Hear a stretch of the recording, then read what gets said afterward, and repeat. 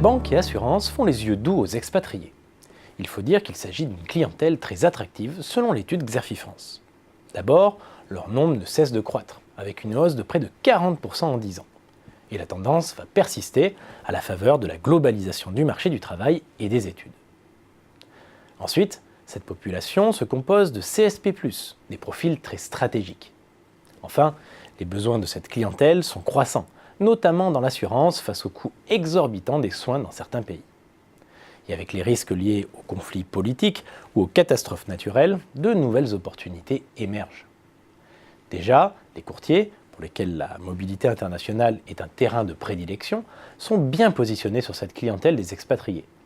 Mais la concurrence promet d'être rude, avec les banques les plus à même de proposer une offre globale aux expatriés.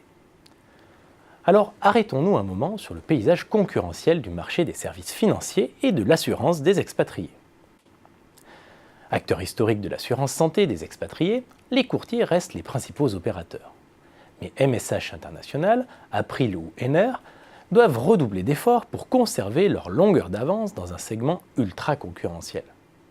Un segment où se disputent également les banques, les groupes de prévoyance ou encore les mutuelles de code de la mutualité. Dans la banque au quotidien, force est de constater que l'offre des grands établissements français reste, elle, basique et standardisée. En clair, elle ne répond pas aux attentes spécifiques de certains expatriés. Sauf que de nouveaux acteurs, comme Globecoin, Paytop ou Revolut, ont fait leur entrée sur le marché. Des acteurs qui proposent des services courants, transfert d'argent, paiements internationaux ou encore échange de devises à des tarifs défiant toute concurrence. Dans ce contexte, et à défaut de pouvoir assurer la continuité des services bancaires aux expatriés, les banques mettent en place une stratégie de fidélisation sur le long terme. Pour maintenir la relation à distance avec leurs clients expatriés, les banques utilisent les outils de gestion sur Internet. Je pense en particulier à l'espace client en ligne, à la vidéoconférence ou au chat. Une fois l'expatrié rentré en France, la banque multiplie les prises de contact pour renouer les liens.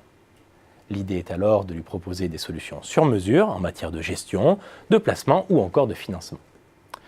Rappelons qu'à l'issue de leur mission, les expatriés bénéficient de revenus supérieurs à la moyenne. Ils viennent ainsi grossir les rangs des mass affluentes, une clientèle particulièrement convoitée par les établissements bancaires.